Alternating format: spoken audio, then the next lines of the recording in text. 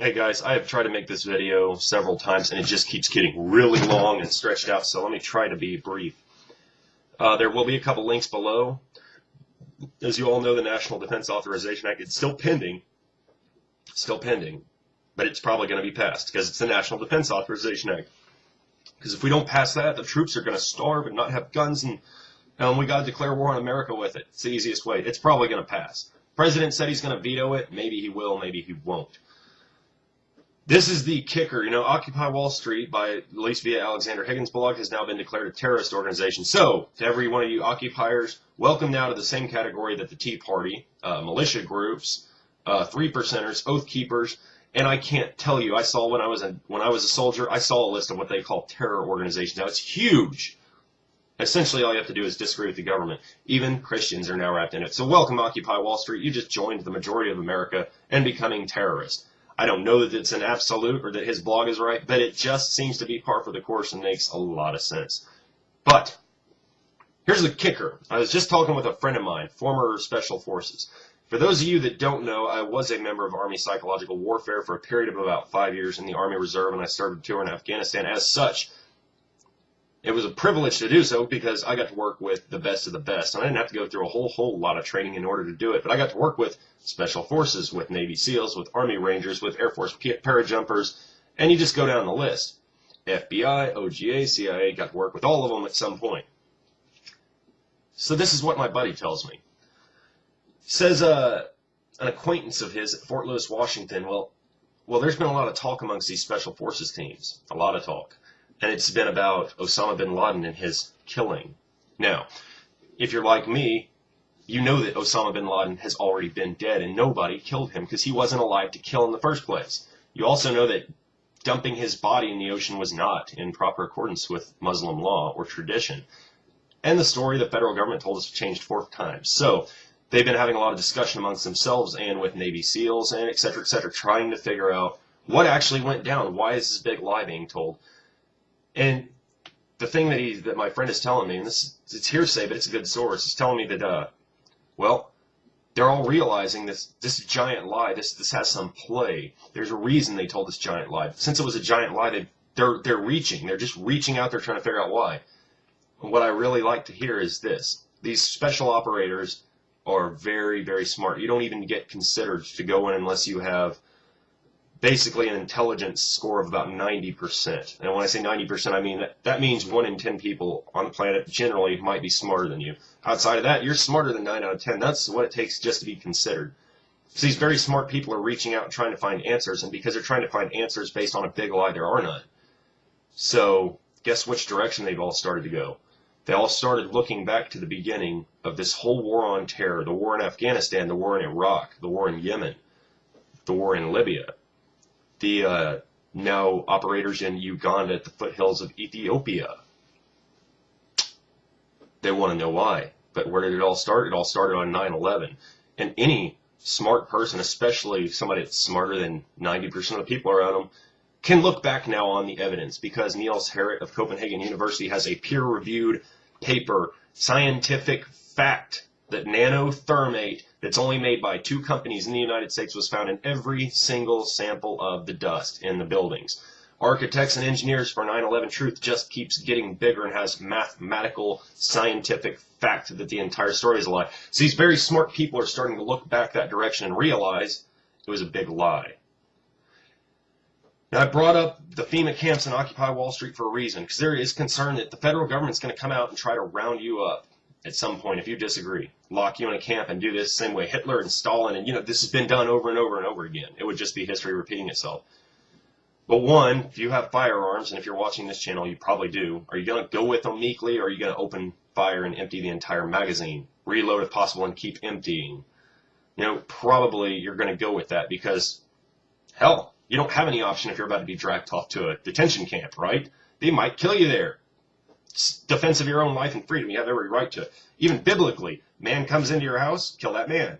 So you've got that. These special operators, the Special Forces, Special Operations was created by John F. Kennedy. John F. Kennedy, if you've listened to his speeches, knew something was up. He did talk about a grand conspiracy, and he did not say it was communism. He knew what was going on. John F. Kennedy created Special Forces, Navy SEALs, all these special operations units. So he also has a directive that goes from one team sergeant to the next to the next. Only the enlisted guys, not the officers. And that directive is simple. If the federal government goes rogue, every enlisted team sergeant, the man in charge, must have a plan. They must have a plan in place if the government goes rogue to deal with that situation. Special Forces trains guerrillas and insurgents. And if they decide that the federal government's gone rogue, they're going to be all over this country training you and I how to fight back and restore our Constitution, I suppose, because obviously it's been gutted. So looking at that, it's like, well, the Army's probably not going to participate. And yeah, they got NORTHCOM ready. And they got 20,000 soldiers. But if they bring NORTHCOM out, it's only 20,000 soldiers. Okay, sure, they can go into one city and cause trouble. But the second a single camera captures a picture of them killing a citizen in total violation of posse comitatus, it is game on. And I honestly don't think the federal government has any standing support really left. I honestly can see the whole country starting to just fracture under all the bullshit and the lies and the bad economy. You know, they're saying 8.6% unemployment now because they dumped a whole shitload of people off the unemployment rolls, not because they added any jobs.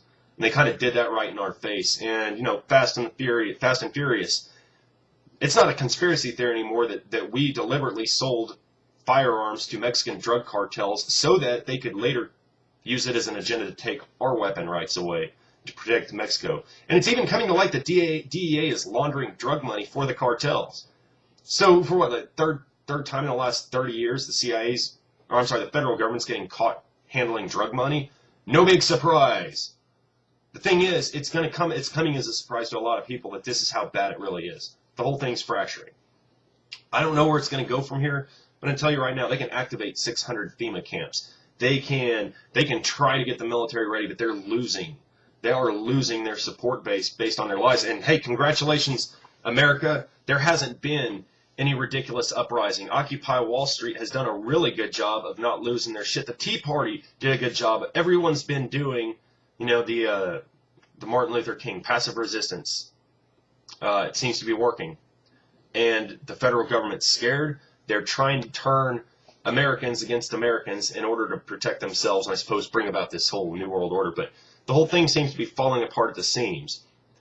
I will tell you this, if anyone is ever going to round Americans up, lock them in detention centers, and start terminating them, the only, and I mean this, the only force in the world I see possible to come in here and do exactly that is the Chinese army. And that's it.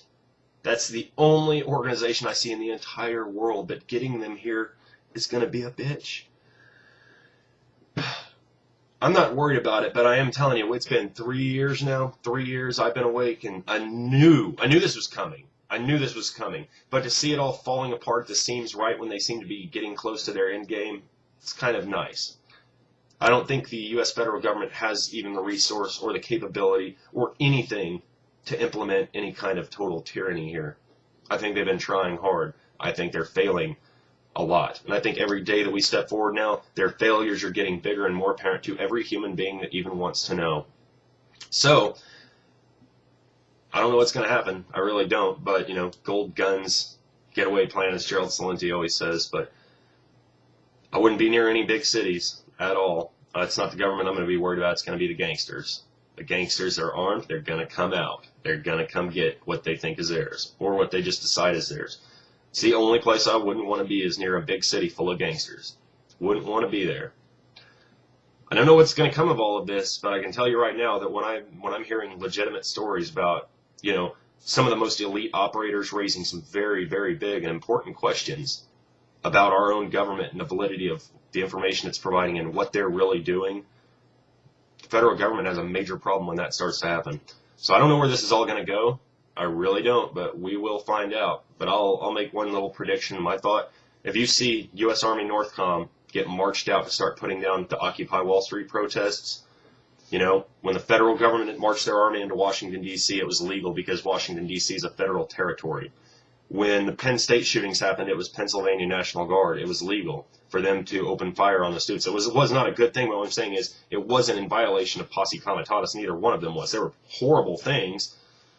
But if they marched a federal army out, active duty soldiers, and you see them kill or seriously injure one protester, you're going to start to witness the shit hitting the fan and splaying the room.